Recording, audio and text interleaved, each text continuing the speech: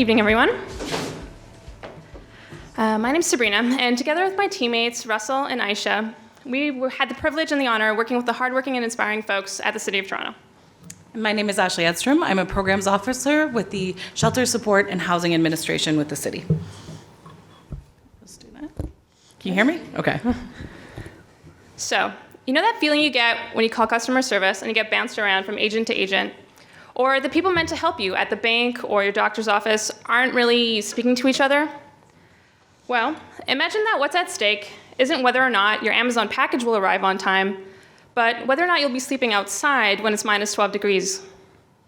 So on any given night, there are over 9,000 people experiencing homelessness in the city of Toronto.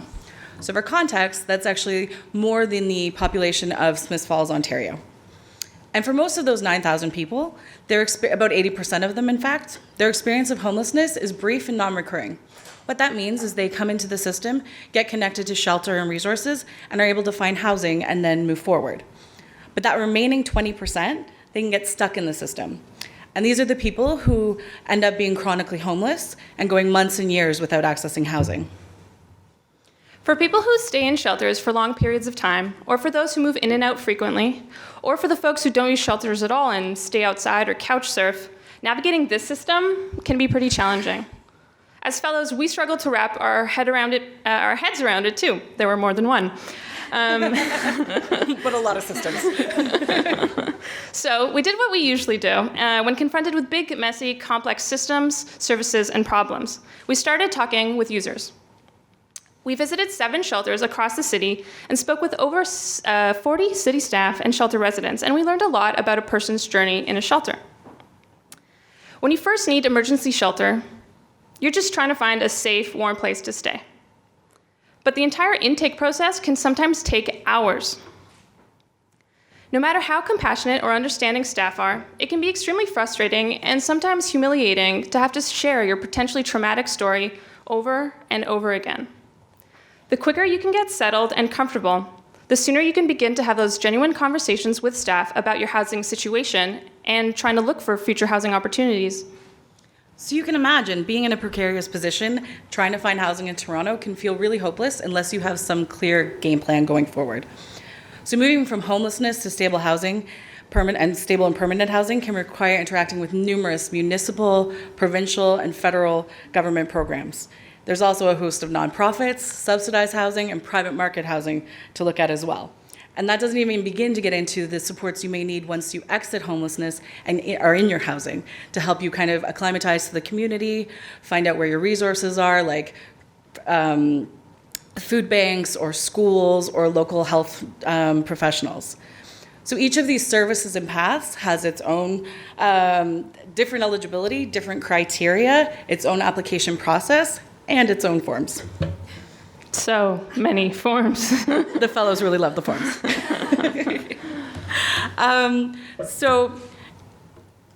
Sorry, totally just got things. So in order to connect with those services, you really need to rely on the people in the shelter who are going to help you through that. So they're the ones that are going to connect you to those resources, and we want to help them the best we can.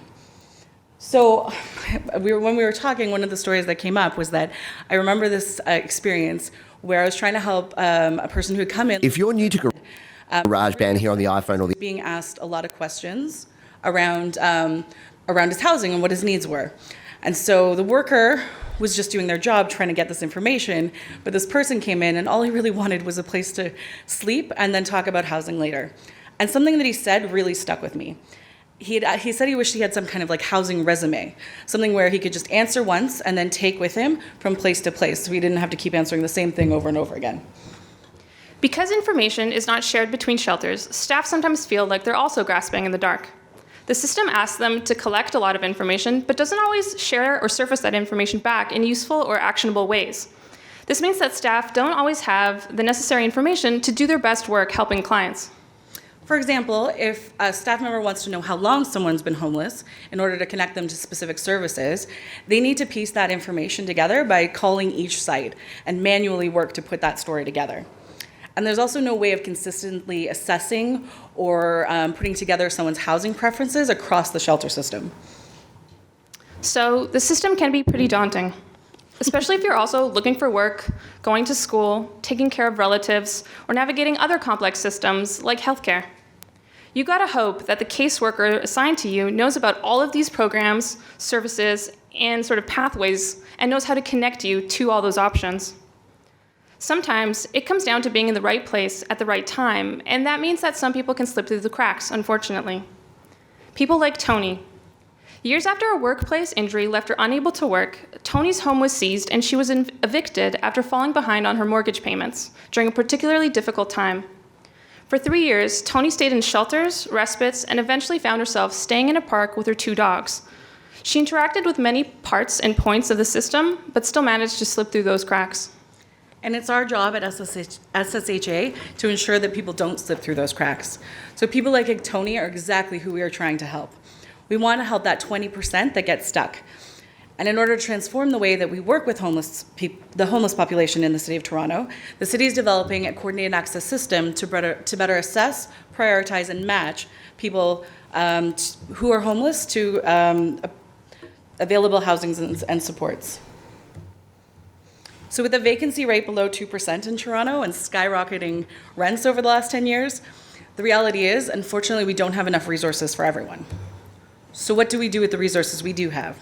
We asked ourselves, how do we connect the right services to the people who need it the most? The people like Tony, who would need an accessible unit to be able to even move out of the park. And we definitely didn't have that answer immediately, but we knew the only way to truly coordinate access was to change the way we were working, and especially to change the way we were working with technology. And given that all 65 shelters already use the same information management system called SMIS, there had to be a better way. So what if all of our homelessness services, not just our shelters, but also our drop-ins, respites, and outreach programs, were all on one system? What if the most important client information was available to staff quickly and more easily? What if clients could consent to having their information shared across different sites? These are the things we started to look at, and following the insights and questions from our research and engagement with frontline staff and people experiencing homelessness, this is what we started to look at. And as a team, we started to wonder what a new tool could do for us. For a while, we explored what a whole new platform could look like, but custom building a whole new system proved to be too impractical. The scope, resources, and budget required would put it on a much longer timeline, and people are homeless now, and we're also in a housing crisis. Ultimately, we came back full circle to work with and improve the division's existing critical infrastructure.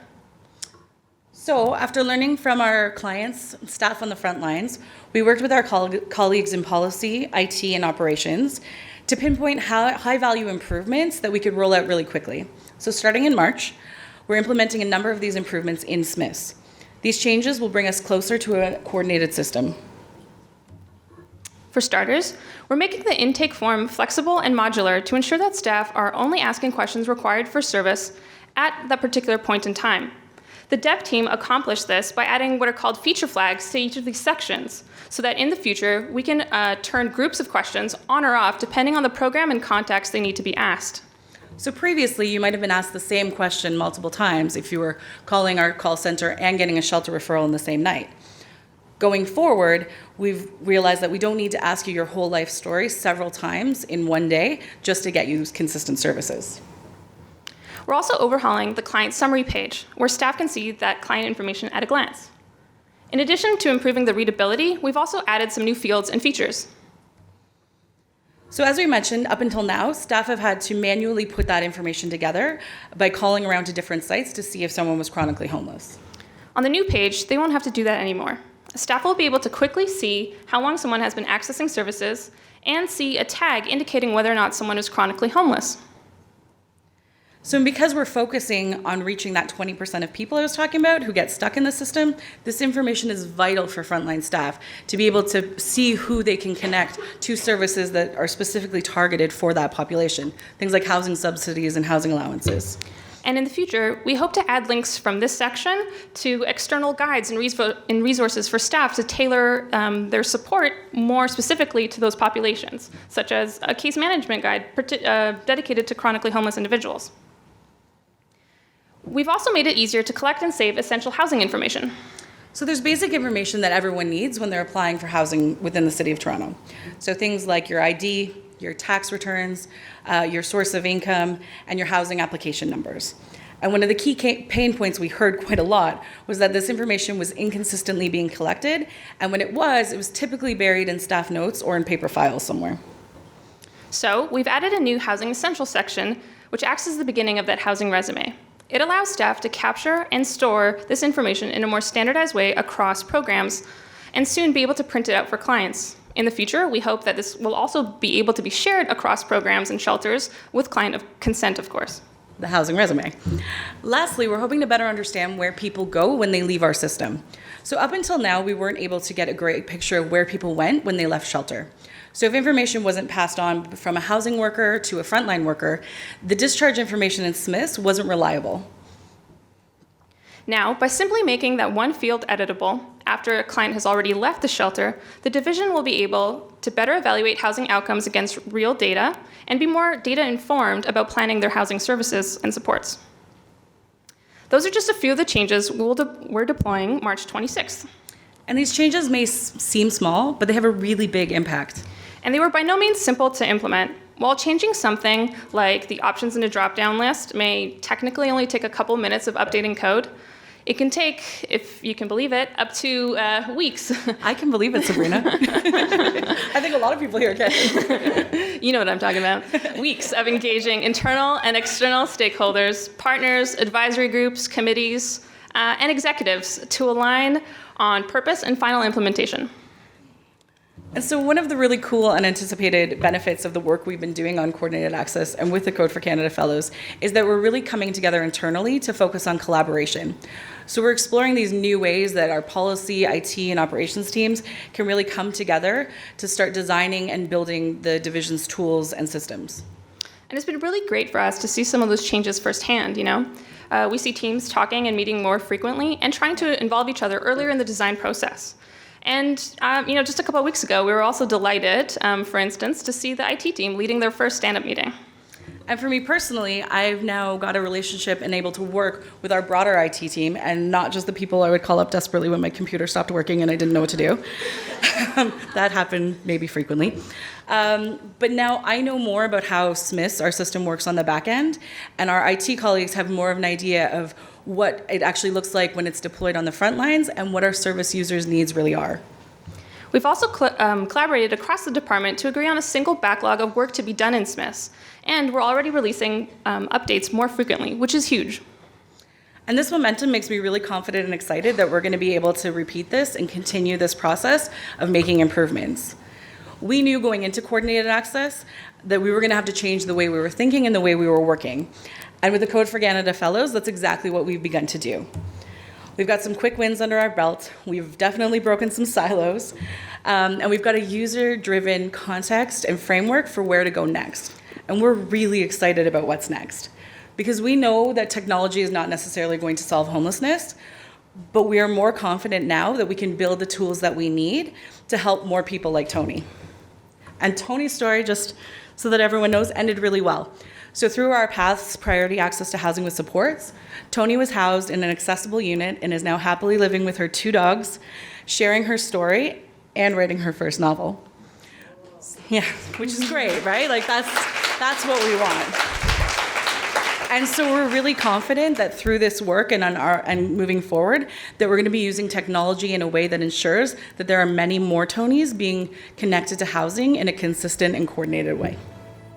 Thank you. Thank you.